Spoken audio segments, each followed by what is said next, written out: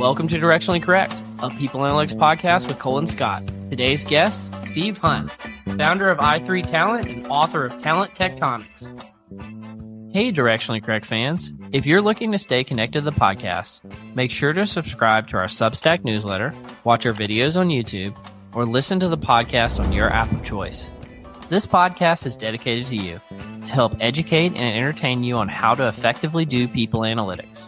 We are a listener-supported podcast, so please consider becoming a patron. If you'd like to support the podcast by becoming a patron, you can find a link to sign up in the show notes or at patron.podbean.com/directionallycorrect. Thanks for being a listener. All opinions are our own and do not reflect those of any other organization. In preparing for the podcast, you told me that you were actually early to the grunge scene in Seattle. Can you tell me a little bit about that? Yeah. Okay. Well, I grew up in Seattle, and I was in a punk rock band. Even I want to say the name, Uncle Wiggily and the Screaming Prophylactics. That was the name of the punk rock band I was in.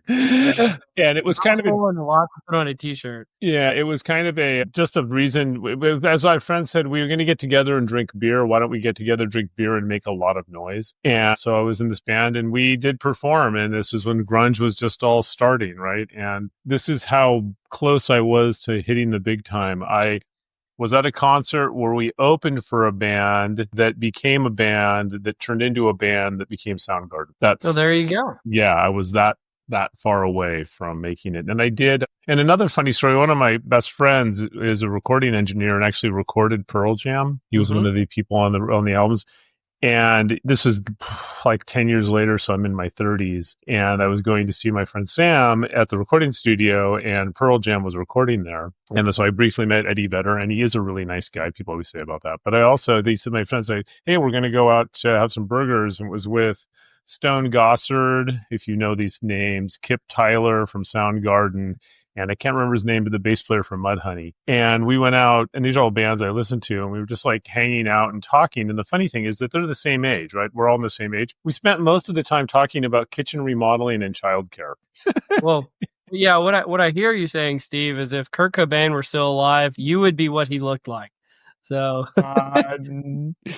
yeah, I don't know. I just thought it was really funny because I remember coming back from talking to these guys in the 30s and just nice guys, right? And it was just like hanging out and talking to people. But then I was working in HR at that time at Starbucks with a lot of, HR younger women in their 20s. And I was like, oh, yeah, I just met Eddie Vedder. I was hanging out with Stone Gossard. They were just like, oh, my gosh. Because this was when Pearl Jam was like super popular. So, yeah, that's my brush with fame. I'm sure they don't remember me at all, but I remember them. Well, I'm sure there's plenty of folks now in the HR space that feel the same about you, Steve. You're a big cat, which is probably a good transition. I know you're a multiple time author, but your most recent book, Talent Tectonics, came out not that long ago. And before you get into it, I wanted to tee you up to how I came across Talent Tectonics. So some friends of mine told me that they had a book club and they were reading this book, Talent Tectonics, and I kept kind of overtly and covertly asking for an invite to this group to read the book. Never got one.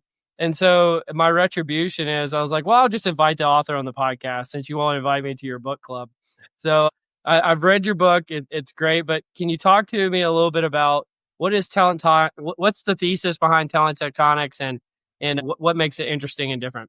Yeah. Well, first, thank you for sharing that story that was included in a book club. I mean, writing books as an author, it's a very lonely thing. And I'm always writing, going, I hope somebody reads this and likes it. So whenever I hear that people read it, I probably shouldn't act so pleasantly surprised that people actually read these books, but I'm always like, wow, that's really cool.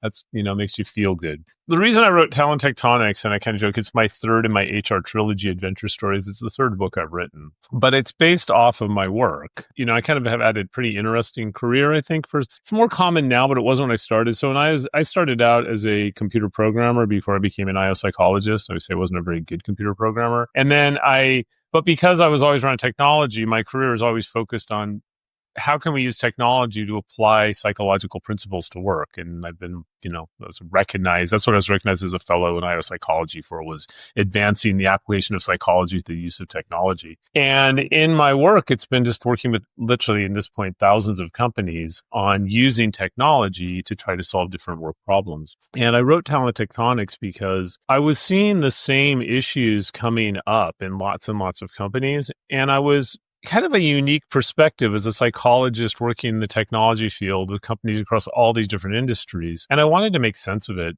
Largely, I write stuff to make sense to myself. It helps me organize stuff and make sense of it. And so with Talent Tectonics, really, because there's all this stuff around future of work and changing work and all these different changes, I sort of said, well, what's actually happening? And I looked at patterns, kind of looking at historical context. And what the book really focuses on is its focus on how is the nature of work being fundamentally changed by what I call talent tectonic forces? And how do we need to respond to this, in part using technology, but also taking into account the one thing about work that isn't changing, which is the fundamental psychology of people. That it's the only constant thing I would argue about work is the psychology of people, because we don't evolve that fast. I mean, there are differences from one generation to the next in terms of, expectations and familiar with technology and obviously, but the basic things that make us happy and engaged and productive don't change. I always say that's why plays like by Shakespeare written 500 years ago are still relevant to us, because they deal in fundamental psychological truths. So that's what the book kind of looks at, that intersection. But specifically, Talent Tectonics, it's an analogy to plate tectonics. Living in the Northwest on the West Coast, we have earthquakes, and these plates are always moving. You can't see them move, but you see the results of their movement in the formation of mountain ranges and things like that, earthquakes, stuff like that. You can think of work in the same way, that there are fundamental shifts. They don't just change work, they change society, but they particularly have a big impact on work. And that's what talent tectonics, the concept, means. And so, like, to give an example, before I get into the two big ones that are affecting us now, in the 20th century, the two big talent tectonic changes were the workers' rights movement. There was no occupational health and safety in 1900. Companies used to actually factor in how many people were going to be killed on the job when they would do workforce planning. It was just like a cost of operation. And there was a fundamental shift in society about obligations of employees to employers, or rather, employers to employees. The union organization, labor rights, which was not gentle, right? That, governments fell. It was a massive transformation. The U.S. mobilized the army to shoot union organizers.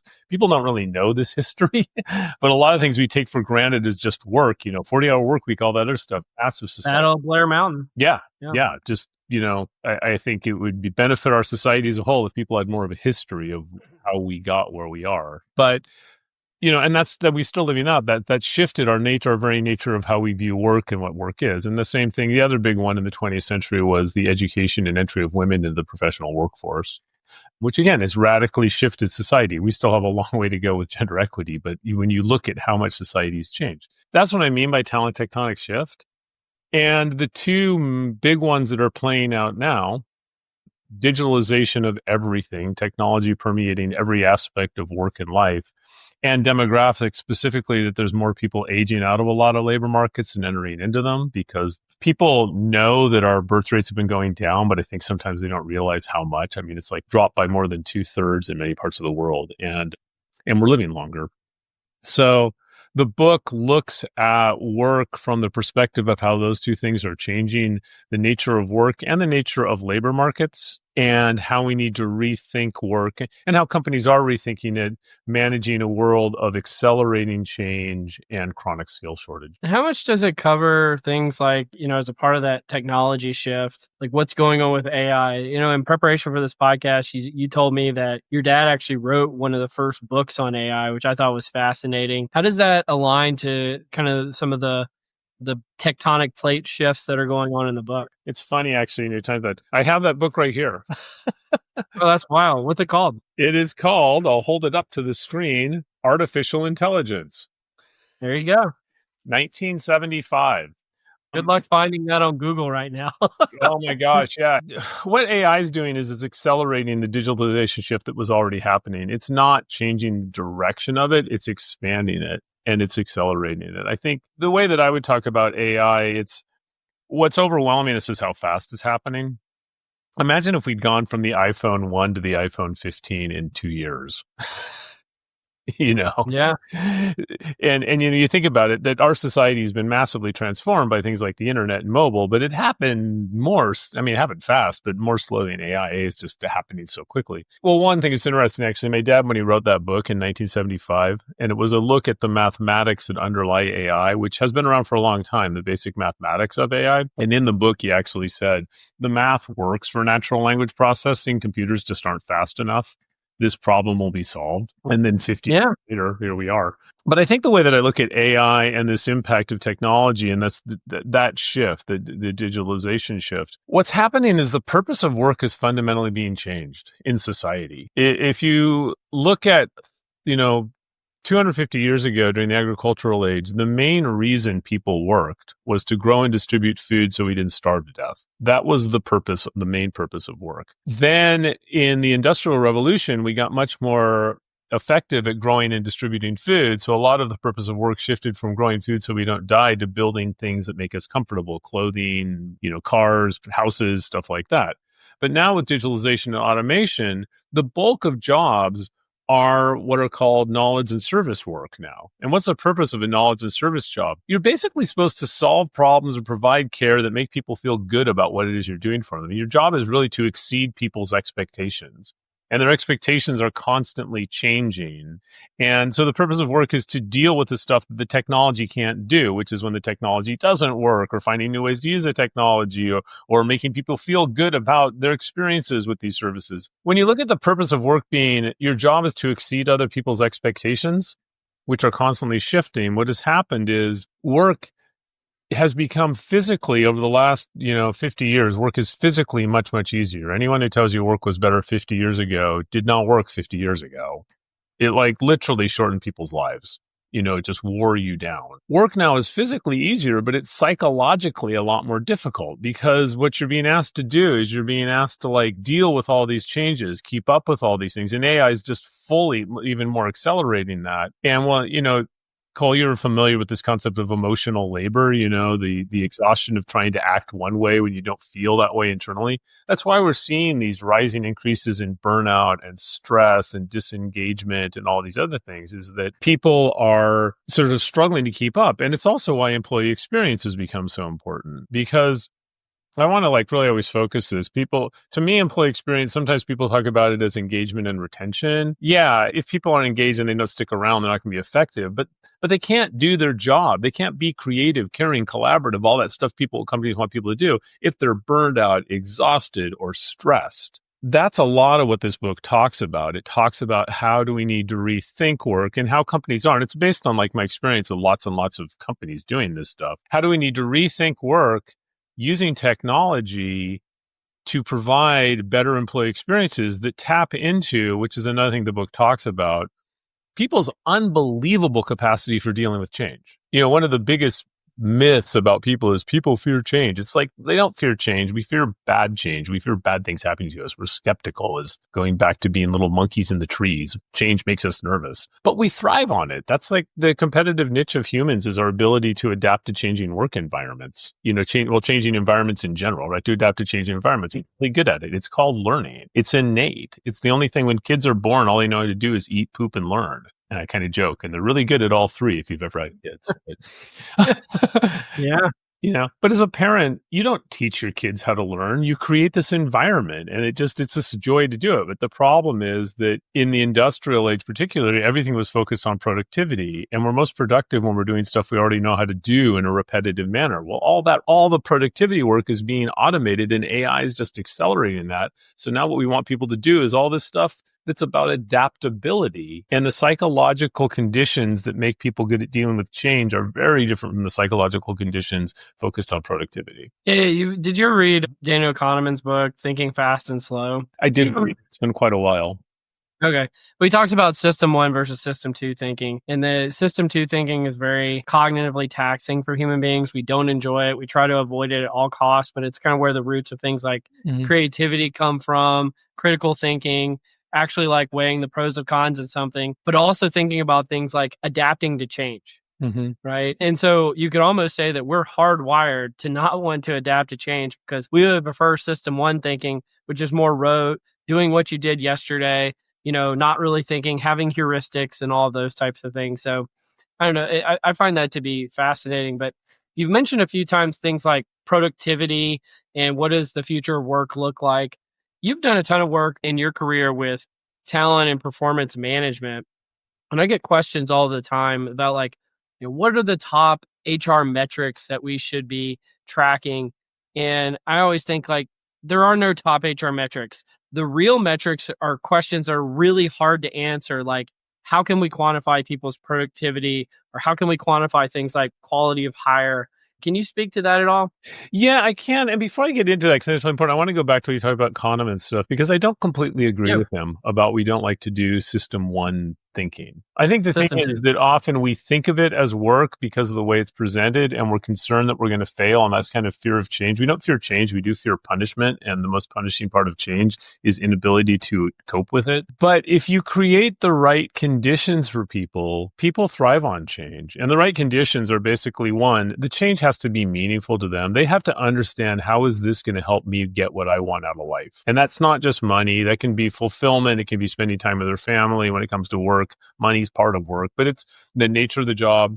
The second thing is we're social animals. And when we're dealing with change, it's particularly really important that we feel supported for it, that we have a group that's like wants us to be successful and is looking out for us. So if we have a sense of camaraderie and belongingness, and the third one is we have to be confident we can do it, self-efficacy, right?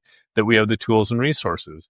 When people have those three things, I understand why I'm doing this and how it's meaningful to me. I'm working with people that are helping me to do it and want me to be successful. And I'm confident I got the stuff I need to make it happen. We thrive on change. I always say the example, think in your own career. Probably some of the most exciting times, enjoyable times of your career were times of significant change, new projects, new assignments, but you had those three things. And yeah, it was stressful, but it was good stress. It was the stress of getting stuff done with other people, which is a positive Yeah. thing. So when you have that, we thrive on system one thinking. The problem is historically work environments didn't really provide it that way and change wasn't introduced that way. But I do a lot of Yeah, it's like the presentations. whole Hackman and Oldham, Yeah. job characteristics model of autonomy, mastery, purpose. You get all those things, it makes things better. Totally agree. Yeah. And this is basic psychology. This is, McClellan's need for achievement, need for affiliation, Bandura's self-efficacy, new psychology. But when I talk about this, I do a lot of presentations and speaking and stuff like that. I do a little interactive exercise where I ask people if they've ever been river rafting, and I bring somebody up on stage. Yeah, I've been river rafting. I always ask, did you enjoy it? They come up. And then I go through this whole process. I'm like, did you enjoy it? Yeah. I'm like, did you realize did you pay money to do it? They're like, yeah, I didn't have to do it, but I wanted to do it. I'm like, did you realize you could drown and die? And they're like, well, yeah. I'm like, you've paid money to introduce change into your life that could have killed you, but Yeah, you wasn't there, had like, the some famous main thing. psychologist that talked about everybody who has, like, a death wish or something like that? I No, don't know, I it's feel like not. that's, like, Freudian stuff, but yeah. I wouldn't get in the fray. I think it's more people going back to the joy of being a little child. We thrive. We love it when we're doing new stuff and we have those three things. And I think that's the problem, is that we train people and we fall into this laziness and happiness. It's interesting. If you look at a lot of, there's a reason why the word meaningless is a synonym for depression, because if we're Mhm. not working on things that give us a sense of achievement, we become despondent and lethargic. So are we wired to be lazy to some degree? Yeah, that is true. But if you fall into that and you create a condition where people can indulge their laziness, it's unhealthy. And I think that's what this book gets so much into, this discussion of, as I put it, how do we use, and largely I focus on how leveraging technology and other things too, but how do we create this environment where workers have this sense of, yeah, there's a lot going on, but it's good change. And it comes back to meaning, belongingness, and confidence. Yeah, so it's But like the difference between eustress and distress. Same, both of them are stressors, one is positive, one is negatively laden. yeah. And if any one of those three things drops below a certain level, we go from sort of this like growth excitement mindset to survival terror. Going back to my like river rafting example, if you didn't know why you were on the boat, if you're on the boat with a bunch of people who didn't care about you, or the boat didn't float, it would not be a fun trip. Yeah, Right. when you're in the boat, trip is going well. When you're not in the boat, by not your own choice, trip is not going well. and terror ensues. Yeah, and so that's a lot what the book gets into it, and it looks at how we need to rethink how we design jobs, how we need to rethink how we hire people, how we need to rethink how we coach people, and it kind of looks at a lot of different examples. But getting to back to the question that you asked, I feel like one of those like presidential debates. Allow me to completely ignore the question you ask and go off on my own talk track.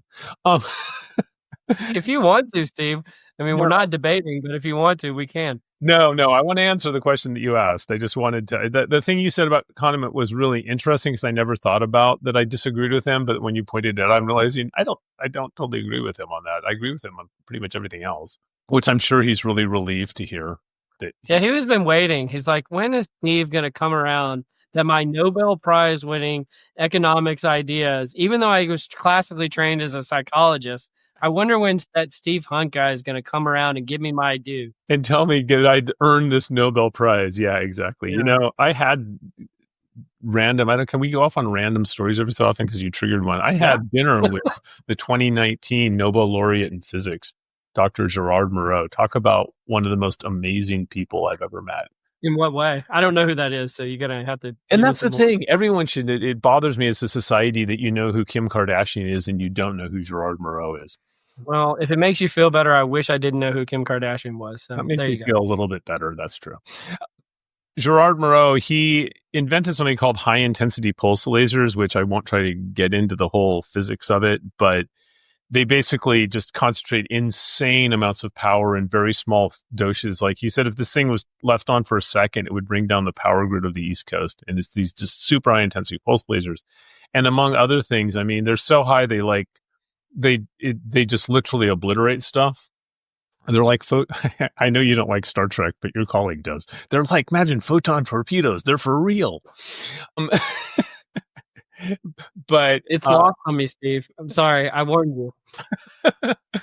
But among other things, it was like LASIK eye surgery as a result of this, which is a funny story. He told me how they came up with LASIK eye surgery. And as a former grad student, you'll appreciate this.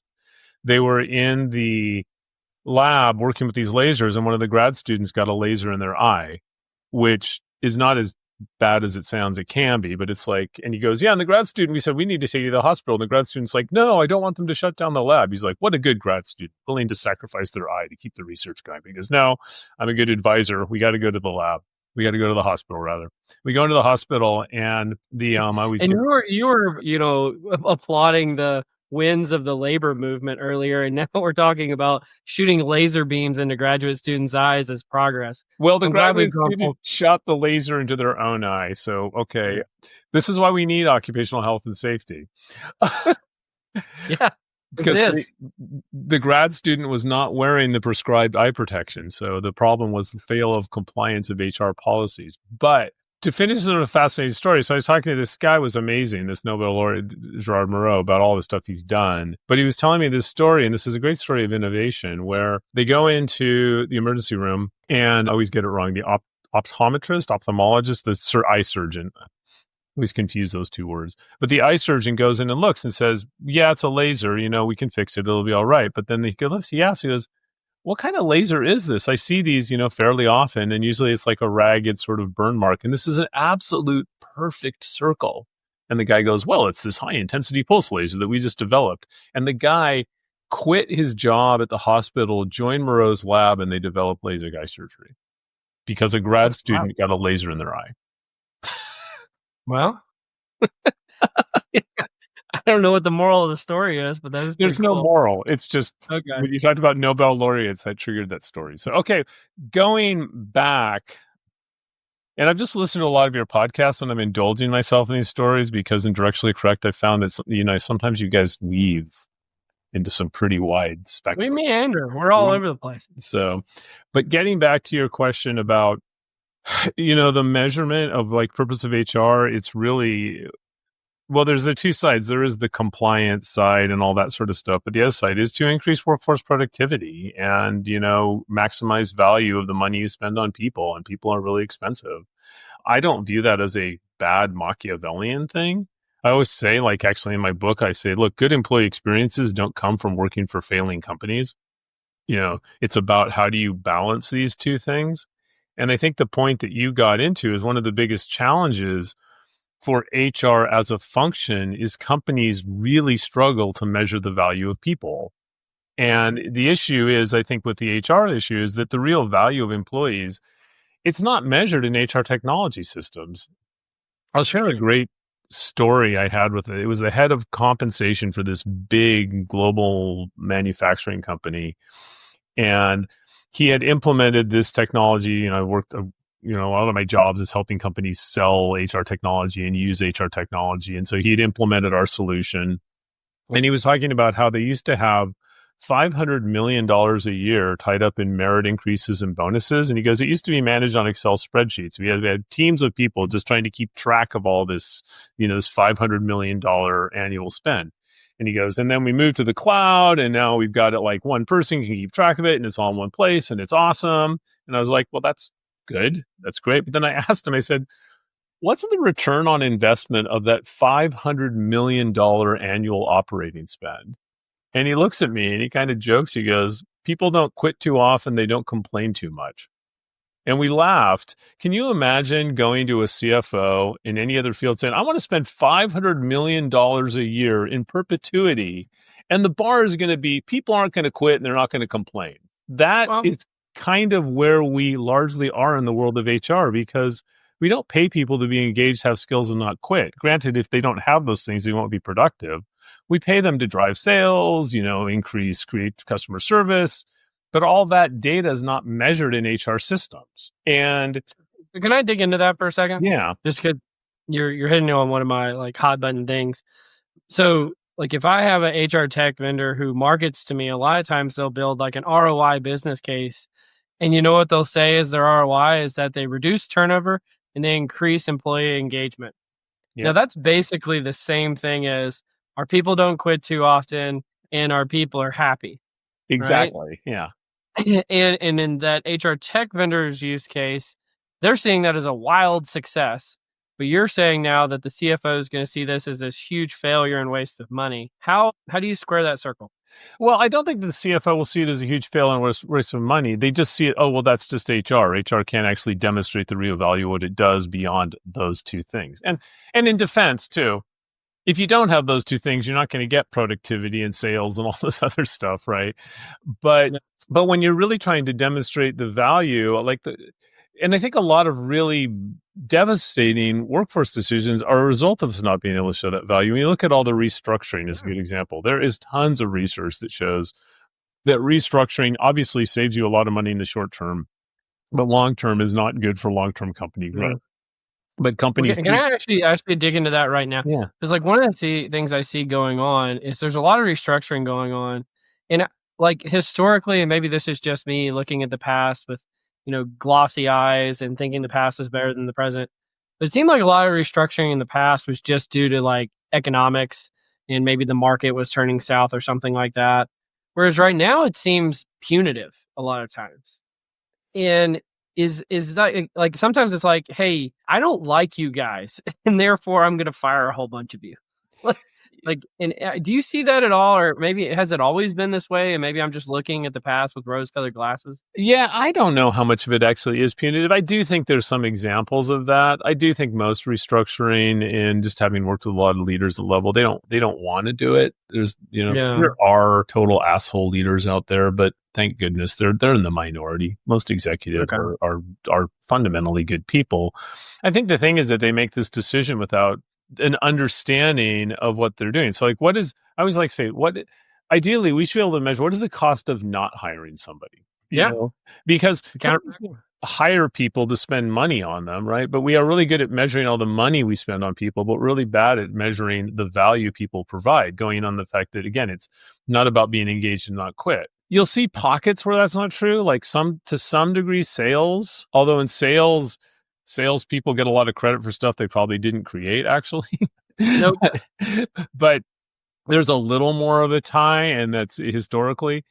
And when I look at what would really, really advance not just the field of HR, but just work in general and we have the technology to do this. And Cole, you and I were chatting before the show. You've done it in your own career, but it's really rare when it's done, which is when you link HR data to business operations data that's not in HR systems. It's in, what are called ERP systems. And I did actually a study where we went and we talked to a lot of companies that had done this and that had linked HR and non-HR data. And it was fascinating because I remember one example, a guy was in a call center environment. And he said, I had a belief that if people stayed longer, they sold more. They did what's called conversion on calls. He said, I kind of could look at tenure. And I knew that tenure was predicted in part by compensation. And so he did a study where he looked at how did pay rates influence engagement, but how did engagement and retention, particularly experience, influence customer conversion, so sales. And he was able to show that there was this optimal level of paying people. It was curvilinear. And he said that if we paid above market rate, to this point, we would make it up in increased revenue, not reduced turnover costs, increased revenue. But if we went beyond that point, we wouldn't make it up. Then the cost of labor was not worth what we'd get. And then he said, I was able to go into the CFO and make an argument why we should increase salaries above market rate. And it wasn't based on turnover. It was based on revenue. And then at the end, he goes, well, when I look at that, we should do that all the time. He goes, labor market rates, salaries are going up and down. This is a study we should be doing constantly and refining our pay rates based on how it impacts revenue. Because I've never done it again. It was so hard to get the data. It was so hard to pull it out. It was so hard to normalize it. And he goes, and so we never did it again. But that's the frustration. We could do it. We have the technological capability to do this. But it requires HR to, one, admit we don't actually measure the value of people. We measure things that are necessary for their value, but also really pushing organizations that we need to break these silos down.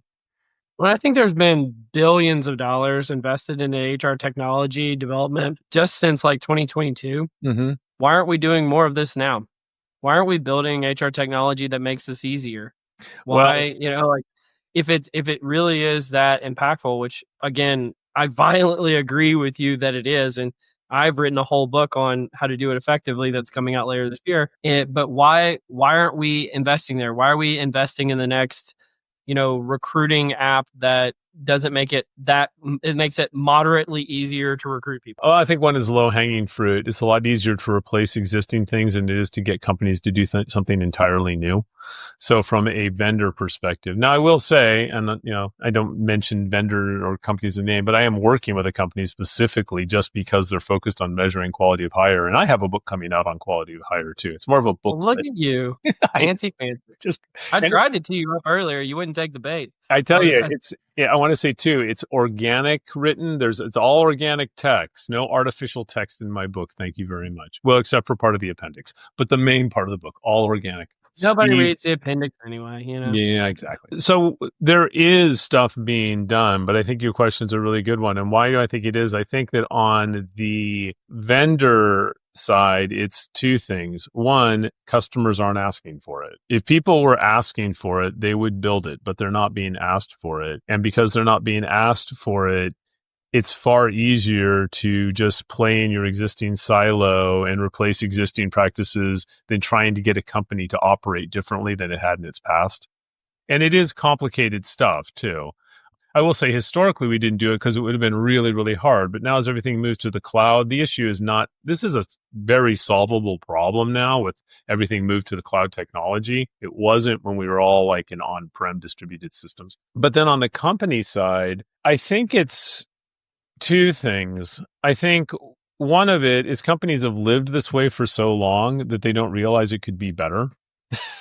They're just well, we've never done that. And why would we do it? We've never done it. So they haven't really challenged themselves. And I think that's where HR could play a big read, is HR being more upfront to say, we can't actually show you the value of our solutions until we can link it to this data. And we want to, but there's a certain vulnerability in doing that. And I do think on a more, I don't know if this is a dark side thing, at least on customer service jobs, which going back to your AI thing, what we're going to see is we're going to see massive growth in customer service jobs as a result of AI, because all these manufacturing jobs and stuff are going to be automated and automated and automated, and other things, knowledge worker jobs are being automated. As a society, with the exception of sales, and that's historically, we massively undervalue customer service work. And if companies started to link these solutions together, it would imply if they understood the value of these people more, they'd have to pay them more. And there's a way of like this having that Yeah, so that's understanding the would point almost. about emotional labor that you made earlier. Mhm. And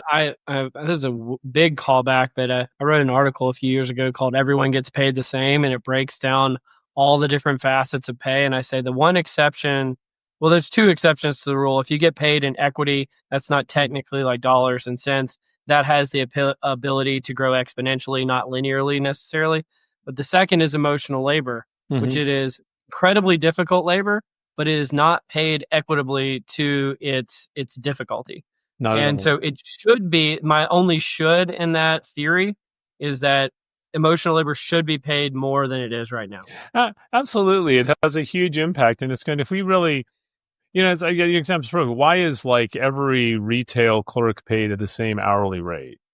Mm-hmm. When in reality, we know there's huge differences. Anyone who's ever gone shopping, there's huge differences in the impact of these people. And some of their jobs require high levels of stress, but they're not rewarded for it because there's no mechanism to show that one is more valuable than the other currently. But you could do this. We are getting to the point where you could absolutely track when this employee worked this shift, we saw store sales go up by this amount, right? You could actually track that. And some companies are moving towards this. This is starting to happen.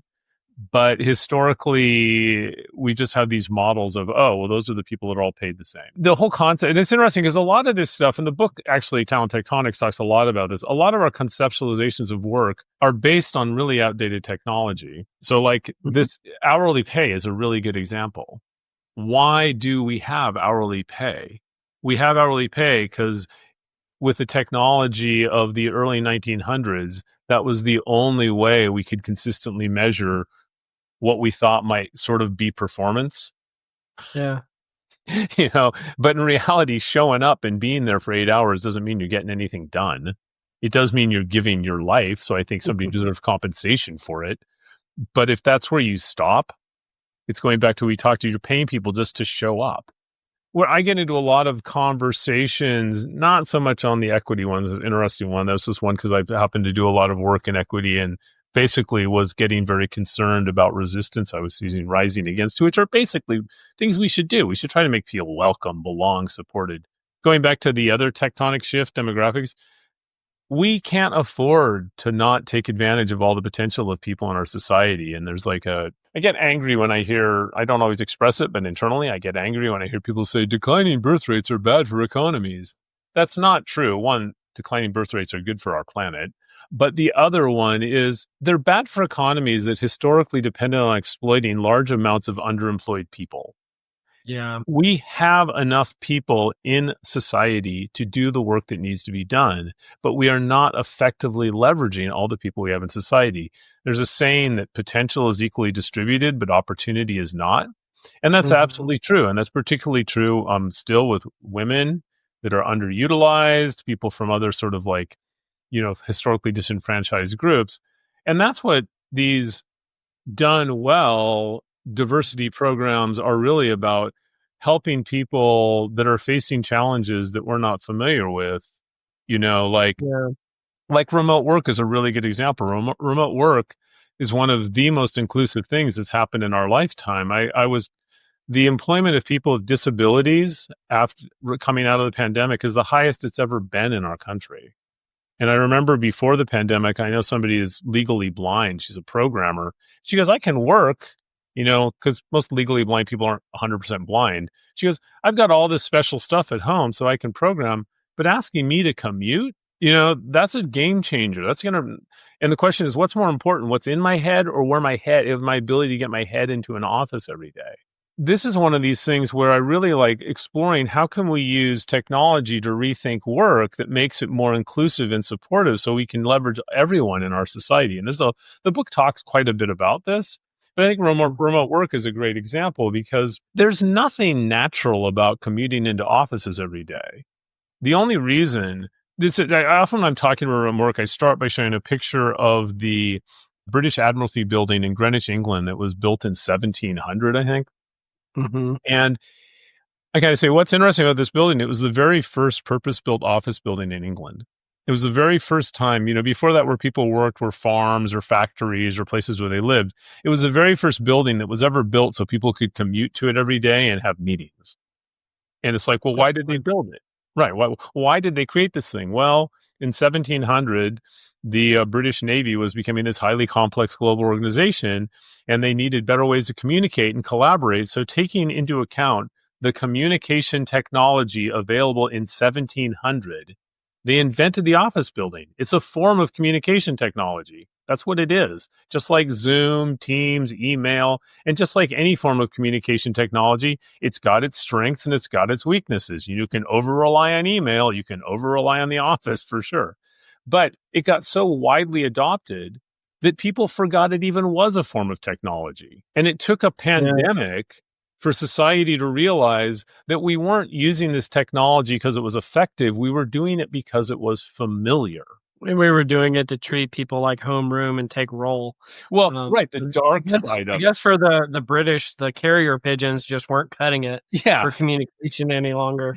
Exactly. But there's a whole dark side. You're hitting there's a whole dark side of this. And so, we had this, and I think long term we are going to go to more hybrid flexible work. That's just because you never hear people under the, I mean, this is going back to it. One of the changes where there are differences in generations is attitudes towards technology.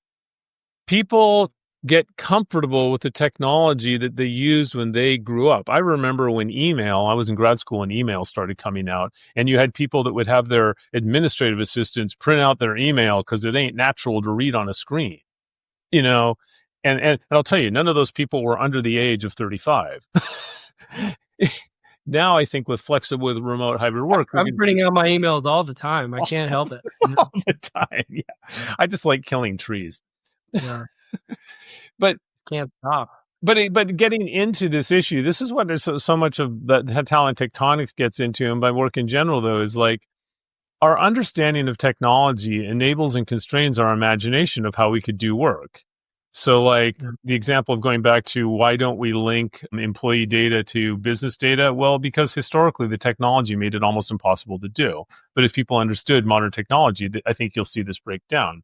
It's the same thing with remote work. People didn't realize that we had technology that would allow us to work that way. It took a pandemic for us to realize it. But you're seeing this in performance management, that the annual performance review. I don't think anyone ever intentionally said we should give employees feedback one time a year, but when all you had was paper and pencil, it was the best they could do in a scalable way. So it's fascinating when you look at technology, how much technology, when we really use it to rethink how we could work, how much of the work that we do isn't done because it's effective. It's done because it's familiar, and it's familiar because it's based on really old systems. Can I ask you one thing before we go to Cole's Corner real quick? You were saying something earlier about declining birth rates, and a colleague of mine, Ron Hetrick, has done some really great research called The Rising Storm. One of the things it talks about is the impacts of declining birth rates on the economy and the ability to staff things like nurses or, key professionals that keep the economy going. But one of the things that I think about is one of my diagnosis of the 2008 financial crisis. It wasn't just that, Wall Street had gone crazy.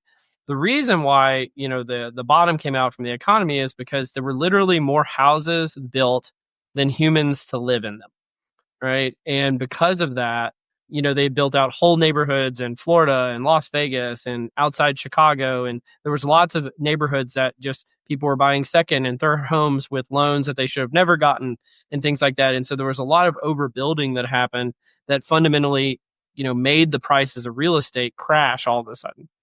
And I wonder if we have declining birth rates, what will that do to the value of real estate, in your opinion? Because if there's not enough humans to live in the homes that are there anymore, do they essentially become worthless? Well, I think part of the issue too, though, that there's huge differences in that depending on, I live in Oregon, that we never had that problem. We've always had a shortage of housing. So it was very regional. That people were building spec houses in places where no one wanted to live on this theory that people would move there. So I think that's, my view is, well, currently we have we need more housing in a lot of parts of at least the United States than we have. I think in declining Sure. birth rates is going to play out over time. I'm not really the how I'm completely out of my field to talk about the housing market, but I obviously Sure. I always joke. The only reason why I ask is because it actually ties to the remote versus in-person debate. Because one of the theories that we've talked about before on the podcast is they're afraid that a lot of the corporate real estate's value essentially plummets to zero. And if it does plummet to zero because everybody goes remote forever, that essentially will destroy the economy. No. And so I wonder if those things are related in some respect. I don't think so. I think that's a lot of speculation. I think most companies, like when the real estate, it's a sunk cost, right? They've already spent the money. So I do think what drives a lot of these people return to work is it's depressing if you're an executive to that rare time you come into the office. That's always funny too. The people that always demand everyone's in the office every day usually aren't in the office every day. But when they come in, it's depressing. Fly from San Diego to Seattle to be the Chipotle. Yeah, and but it's depressing to walk through an office that's got a bunch of empty cubicles, and they want to like, where are my people? Right? I think this is just my own view. I think there's a big ego component to it. Well, I remember I worked for a company who was fully remote, and we were trying to get investment at the time. And the CEO called everybody to go into the office when investors would visit, just to make it seem like there was a buzz about the office. Yeah, and I think people like that. But I also must say too, hybrid work doesn't mean not coming into the office ever, right? It's really important to get people together in person. So, I'm not like, oh, you should never tell people to come into the office, but it should be very mindful. I mean, there's a cost to making people come into an office, and it should be very planful. You don't want to come in and have them put headphones on and sit next to each other and not talk to each other. That's not good for anyone. So it's more like thinking of an office space as a form of communication technology, just like we think of a phone or FaceTime or video type. Be mindful in the use of this tool in this space. So to your point about, do I think it's tied to real estate? Large scale, I would say it's really good for us to allow people to have flexibility in where they live. It's a much better use of the labor market. You do a lot of work with labor market statistics. Mm-hmm. It's, there's a lot of people that could work but don't work because they can't afford to commute. They can't afford the distance of the commute. And usually the people that are punished the worst by the commute are the people that can least afford to do it. There's, a lot of, going back to gender equity in our society, this is whether right or wrong, this is just how it is. Women tend to be the primary family caregiver. And if you're the person that has to pick the son up or daughter up from school and they're sick, the ability to work remotely can be the difference between your ability to work and balance your obligations as a parent versus either not being able to work or working and being totally stressed out because you feel like you're not balancing your obligations as a parent. So giving people flexibility like that is inherently good. It's a better use of the labor market. It's, we get this whole thing. It's like why we're moving towards skills-based hiring and kind of moving away from degrees, Although, I don't know about you, Cole, but I still want to say, but except for PhDs. If people have PhDs, you should pay attention to them. don't you just, don't you treat us PhDs badly, right? Exactly. That's doctor to you, please. It's Dr. Steve Hunt. I always tell people that they can call me doctor twice, and after that, it's obnoxious. Yeah. But this whole move to skills-based is also breaking down historical, you need a college degree or, you need a high school degree, which was just, it was why would companies do that in the past? Well, part of it was they didn't have any way to measure skills. And so it was kind of a rough proxy for skills. We kind of assumed, if you have a college degree, you must be able to write, which is not necessarily true, having taught undergrads. But it probably was true at one point. It's just not true anymore. Yeah, maybe not. Yeah. So now we have technology that enables us to measure skills at a much more detailed level, which allows us to get rid of a lot of the historic ways that we hire people. But that's really good because it allows us much better use of the labor market overall. So whenever I see, in general, if there's anything that you can do that gives employees more control over how they work, that's good, provided you also have really good tools for measuring whether or not they're getting the work done. And that's where we don't have, as we've clarified earlier. Well, we could, and we do, but they're not effectively used. Cole, I'll ask you this. This is my view, probably the single most underutilized tool for workforce management is goals, Okay. Say effective more. goal setting. That I have literally been in conversations with business leaders to say, psychological research shows that people are more likely to do what you want them to do if you tell them what it is you want them to do. Sure. You know? And that sounds ridiculous, but if you go in and you've done employee surveys and ask employees, is it clear to you what you're supposed to do and how you're going to be evaluated and whether or not you're be able to show the accomplishments, employees will tell you again and again, it is not clear to me what the company wants me to do. I am not given regular feedback on doing it in a way that's constructive, that feels like coaching and support as opposed to punishment. But we have the psychological knowledge. We know tons about how to effectively use goals, how to use them for feedback, how to use them for coaching, how to support them, how to make talent decisions. We have massive knowledge on that, and it's not new. We've known it for a long time. It's not used. I use the analogy I often use to workforce management is it's like managing your own health. If you ask a doctor, what do I need to do to lose weight? They know exactly what you need to do. You need to manage your diet and manage your exercise, right? And it's usually eat less, exercise more for most of us. What's the problem? We don't do it. The issue isn't knowing what to do. And that's when you look at companies so much. My second book was called Common Sense Talent Management. And that's why I called it Common Sense Talent Management, that most of the really effective things for increasing workforce performance and employee engagement are just doing simple things consistently. But people keep looking for magic things. So like the remote work is an example. Oh, our productivity is down. Well, have you set people clear goals? Why? If you need to see people to know if they're doing a good job, you are a lousy manager unless you're managing ballet dancers. Yeah. Is that one of your aspirations, Steve? To be a ballet dancer? No. My wife, yes. My wife, that's one of the things she wants to do in retirement. She wants to be one of the, like you go to a ballet, there's people that stand in the background on stage. They don't actually dance. They're just like, oh, they're having a big party. And there's all this. She goes, I want to be one of those people because she did ballet as a little girl. And she has accepted that, okay, well, my chances of being a professional ballerina, those pretty much aren't there, but I can still get on stage. Well, I mean, that's a goal. It's got measurable results. She could, she might not get burned out doing it. All the things that we talked about throughout the podcast so far. But well, Steve, do you want to join me in Cole's Corner? Sure. Yeah. Welcome to Cole's Corner. So I've got a few rapid fire questions for you. The first is, which is better? And I think I know the answer, but I want to hear your justification. Hair metal, grunge, Metallica, or country, and why? I'm going to surprise you. I'm going to say country, but it has to be good country music. There's a lot of schlocky country music, including country music that sounds like grunge. I was at the Grand Ole Opry, and a guy was up there playing through a Gibson Les Paul and a Marshall Stack, singing about how he was real country. I'm like, what the heck? Sounding like with distortion. I'm like, there's nothing real country about what you're playing. You're a grunge musician playing country music. No, why country? I think that country music, like, Hank Williams, Johnny Cash, a lot of the alt country stuff, if it's done really well, it is really beautifully crafted music and lyricism. Now, you can find great music in all genres. I like all of those genres and their different styles. But if I have to say the one where you just hear the most amazing musicianship, you think of like Chet Atkins, I'm a guitar player, that they don't have any distortion, they don't have any effects. And a lot of that music has really stood the test of time.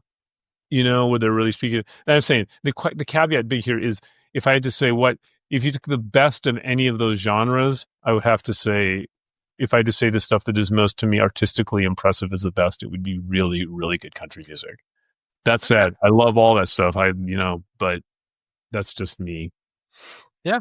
By the way, I listen to the others more. I don't listen to country music that often, but I appreciate it. Yeah. You and Jim Henderson would get along because he taught us like all these country musicians I'd never heard of. So the next question I got for you is, what's the place you've never been to that you'd most like to go and why? Patagonia. Okay, so down in Chile. Yeah, something up. Because when I was growing up, my mom had a poster that had a picture of the Patagonia Mountains. And this is Mhm. before Patagonia, the brand, existed. And I've just always had that image in my head. So someday I'll get there. Yeah. We watch a lot of those, like, Planet Earth type things with my Yeah. kids, and I believe there's llamas there. So if you wanna go see some llamas in the Patagonia Mountains, you could be That on sounds that like show. heaven, a field with llamas. And yeah. So yeah, I'm going to get there someday. There you go.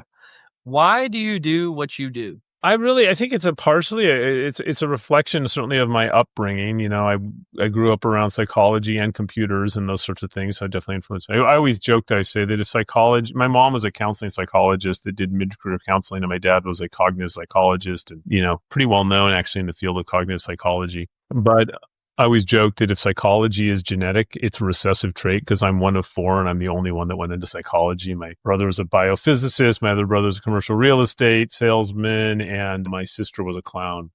So, As one does.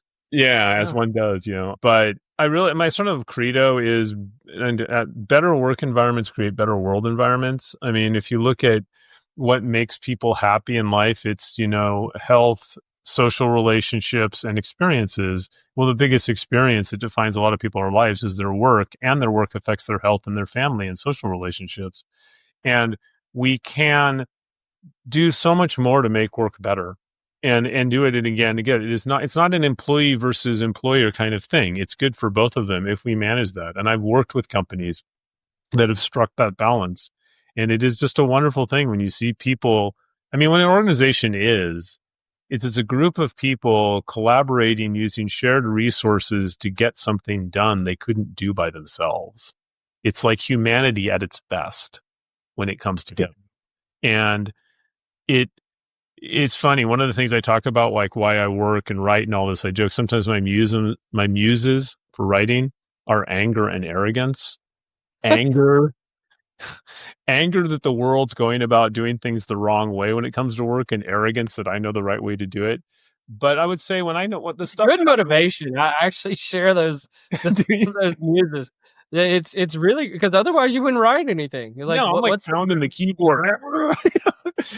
But and I say, the stuff that I know, basically, it's not me knowing. It's I read a lot. Now, I would say the bulk of like advice that I give to companies, it's based on things I have seen from my experience or stuff that I know as a psychologist or a technologist. But it's it really is. If we can, we have the ability to give everyone on this planet, I believe, a healthy, successful, meaningful career. It is within the capability of our society, given our resources and technology. I'm saying, yes, this is a tall order to do, but it's possible. Just like it'd be possible to feed everyone on the planet. We have the resources as a society so that no one ever need go hungry. The challenge is how do we effectively achieve that? And that's probably that really is what motivates me. I mean, plus, at a high level, meta level.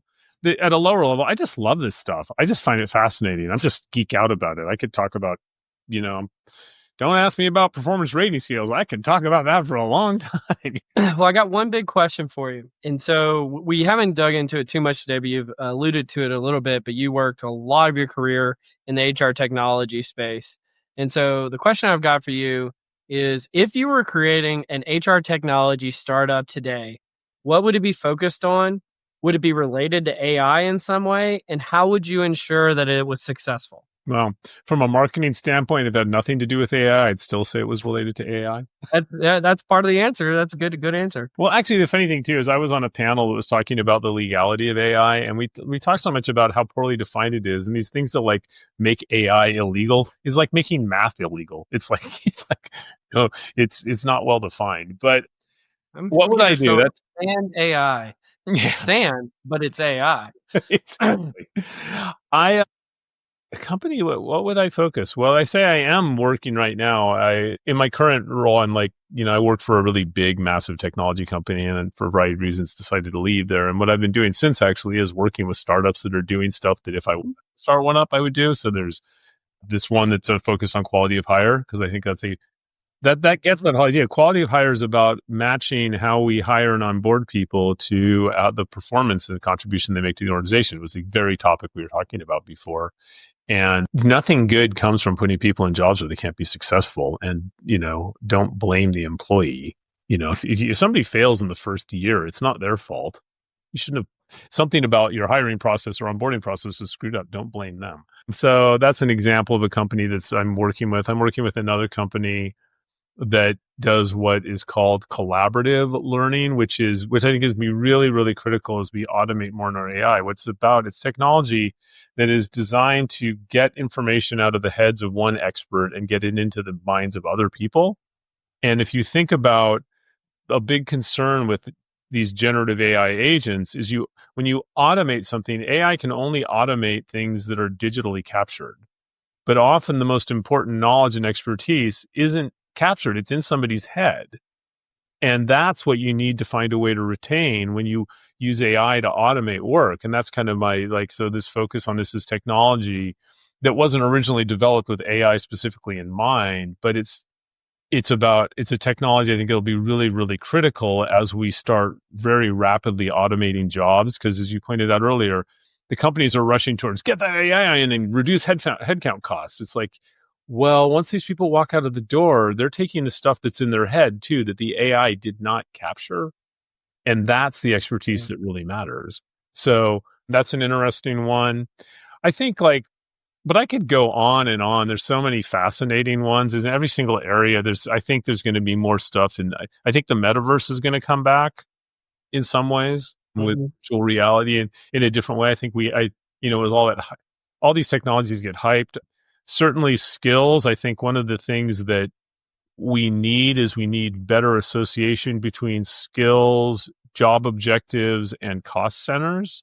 So that if a manager, a lot of companies are saying, oh, would it be great if we had this gig economy where employees could work part-time on this project and part-time on that project and they weren't constrained by their job roles? They hear a lot about this skills-based work. When I talk to companies about that, the managers are like, look, if I lend this employee to that other project, I have nothing against it except for it's my headcount budget and I'm not getting headcount budget back or having my goals reduced. So if you had an ability to say, we're going to allow companies to lend people around to different projects, but when they go to those projects, their cost center information is going to go so that as a manager, you get credit for sharing talent. You're not punished for it. So that's another one. I don't know. I could go on and on. Sure. There's a zillion. Steve, I'm not investing in any of your startups. I'm investing in Sand AI. It sounds like it's definitely going to work out for sure. Sand AI. What is Sand AI? Sand AI. It's just, sand, but with AI. So, we figured it out. It's going to work. AI was that's brilliant. I'm going to go for water AI. Yeah. Well, rock covers scissors or whatever. So yeah, we're going to figure it all out. You remember? All right. I got a few articles for you about what I'm reading, Steve. So the first one is from Minerva Psychology. I really appreciate what they're doing. They basically just take articles as they come out and they summarize them for the masses, which is a need, I think, in our research. And so this is an article from Chelsea Song et al. 2025 about, is the relationship between personality and work performance sort of curvy? And I was going to call back to something you were saying earlier in here, because the biggest relationship between personality and work performance is conscientiousness. Mm-hmm. And I had a professor in grad school who always talked about, well, of course, conscientiousness and work performance are related, because if you don't show up to the job, you're not going to be able to do the job effectively. And so basically, he just said conscientiousness does nothing to predict work performance. It's just, do you show up or do you not show up? Well, that's part of performance. Yeah, exactly. And we can't even measure performance, so it's all for naught. But what they found here is that there's actually a curvilinear relationship between all the big five characteristics and work performance. So it's not just this linear relationship that we've always proposed. And the most curvy of all was conscientiousness. So they looked at the dimensions, but also some of the subfacets of conscientiousness as well. And I don't know, what were your thoughts when you got a chance to read this? I totally agree with it. It goes back to earlier in my career, I built personality assessments and stuff like that. I actually, in my undergrad degree, my graduate work, a lot of it was studying personality predictors of job performance and hourly, like frontline jobs. And I saw this, but you saw it I think at the time you saw it, but it was like very small incremental levels. It didn't jump out at you. But I do agree with that. I've seen, like, not only is it curvilinear, it's interesting because it's multidimensional. It's relationship to performance. So I give an example: risk taking. Like, one of these things. These, when I was studying retail jobs, that if you ask people, do you like to take risks, right?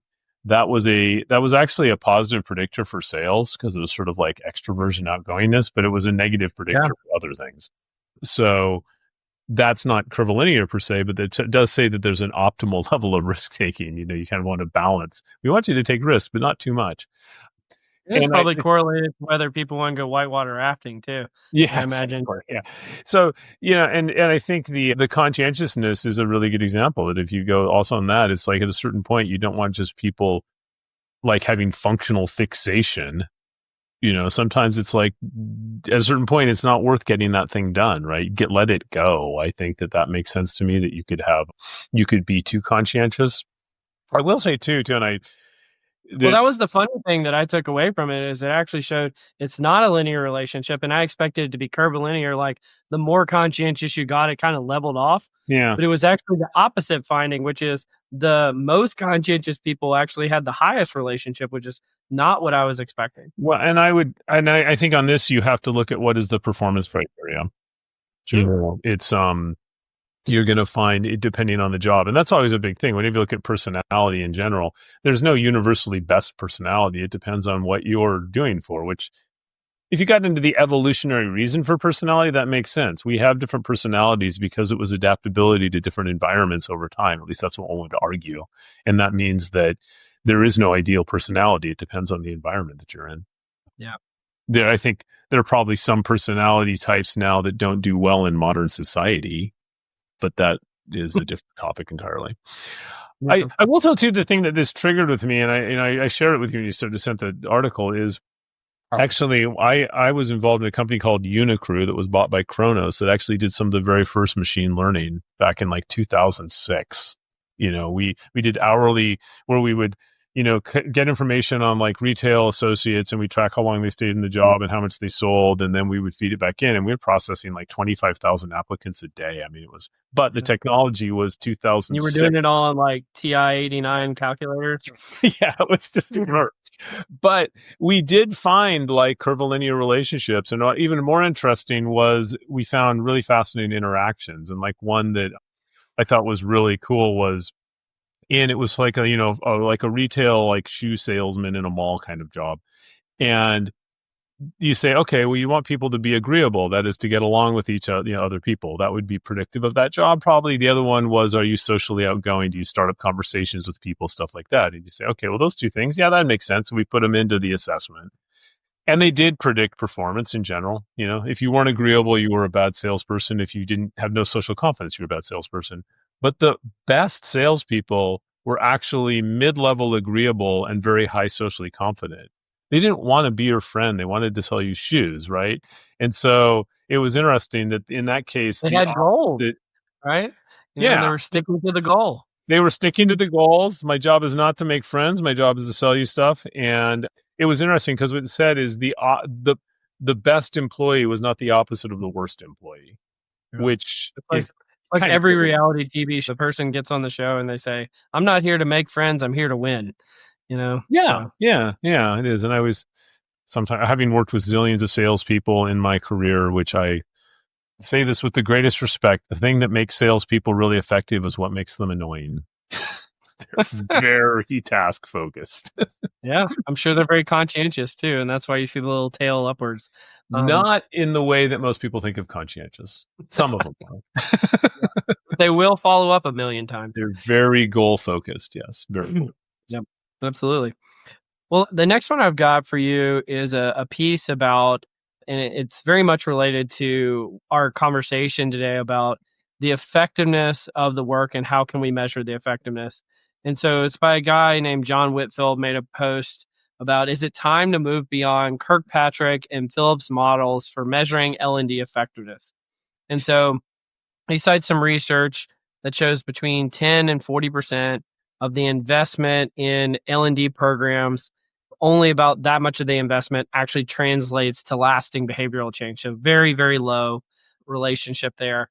And one of the things that they talk about is just, is it time to just focus on training outcomes, like taking an outcome focused evaluation to the methods? Because if you're just looking at things like, did people feel a sense of achievement, or did they feel good about the training?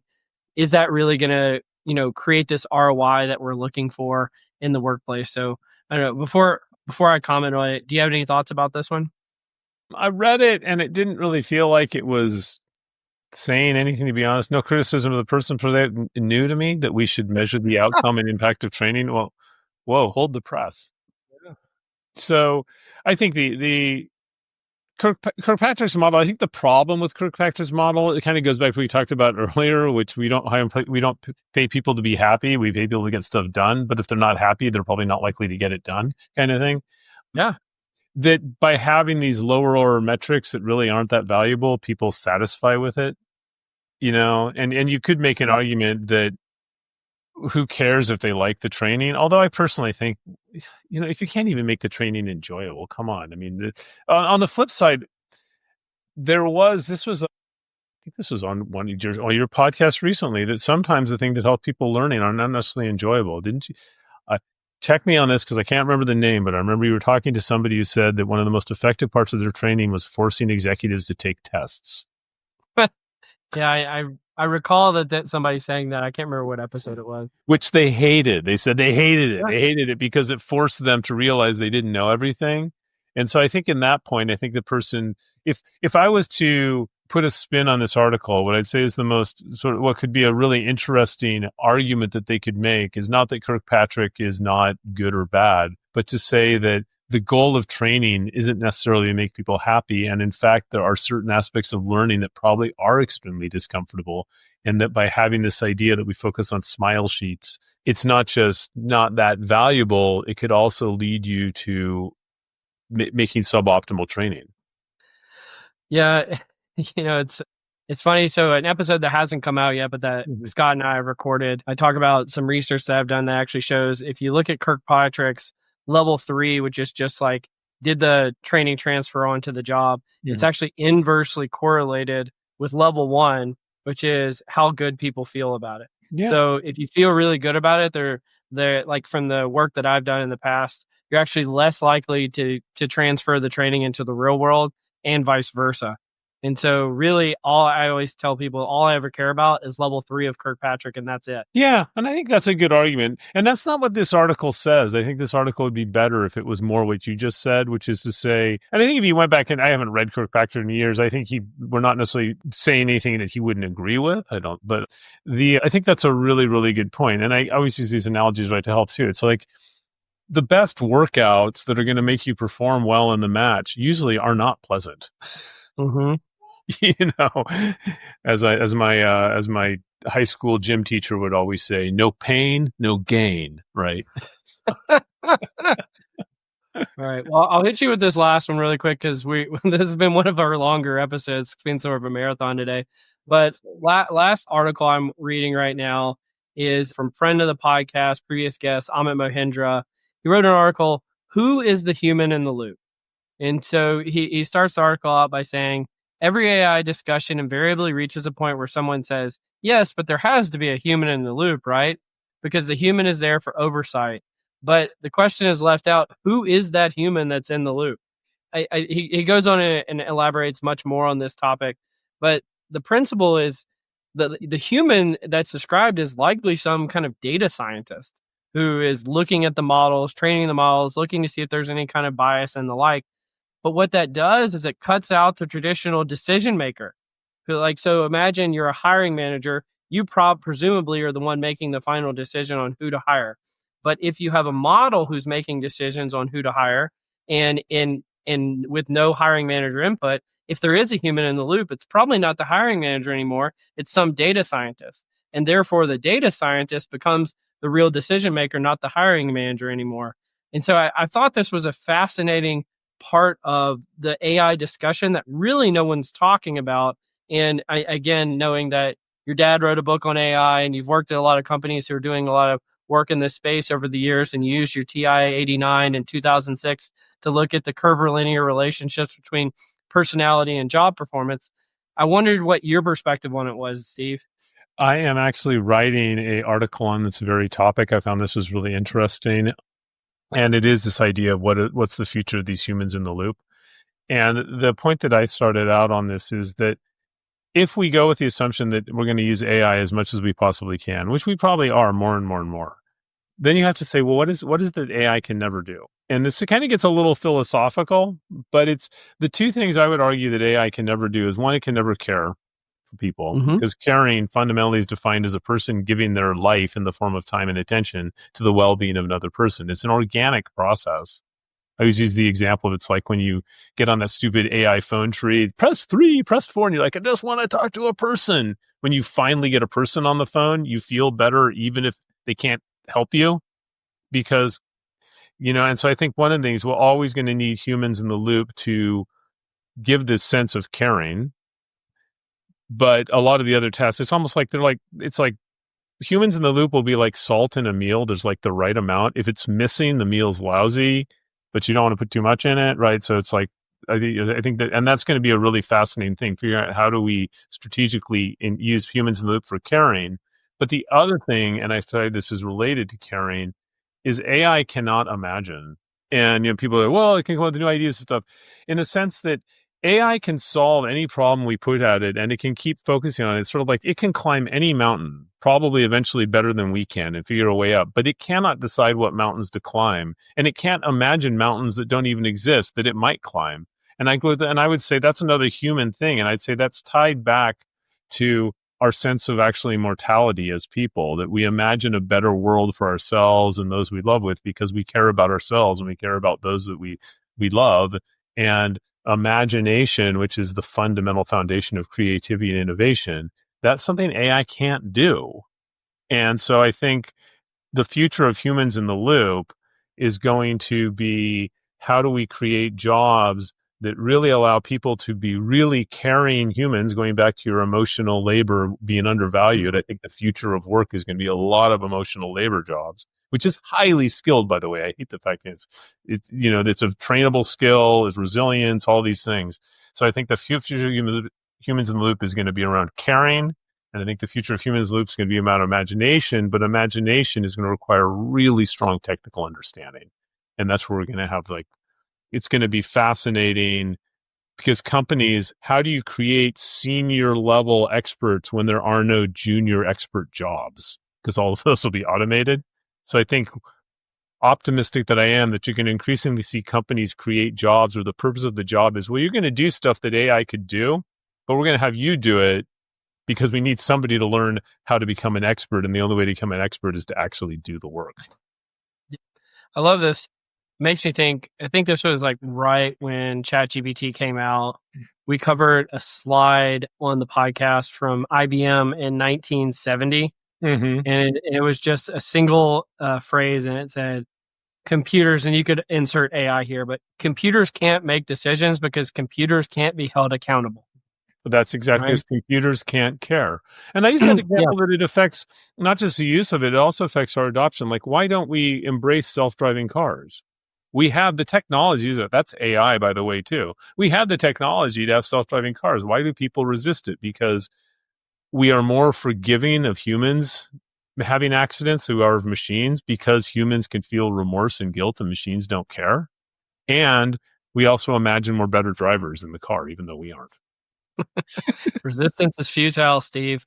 We all are going to be forced to be in driverless cars soon. Just get ready. I'm okay with it. I hate driving. Yeah. Well, Steve, you've been a fantastic guest today. Any final words, and you want to share where people can find you for anybody listening? Yeah, well, I think the easiest place to find me is on LinkedIn, Stephen T. Hunt, PhD. I also have a little LLC called i3 Talent. I also, Talent Tectonics is the book. If you search on Talent Tectonics, you'll find me. And if you found the stuff I'm talking about, you want to talk to me, reach out to me on LinkedIn. I don't know if it shows, but cool. I love talking about the stuff. I love learning about the stuff. And I really love what you're doing with Directionally Correct. And it's just kind of advancing this conversation. It was really an honor for me to have a chance to appear on the show. I'm a long-time listener, first-time guest. I feel pretty psyched. Thanks for being a listener, and thanks for joining us, Steve. You've been listening to Directionally Correct, a People X podcast with Cole and Scott, and today's guest, Steve Hunt. Thanks for joining us, Steve.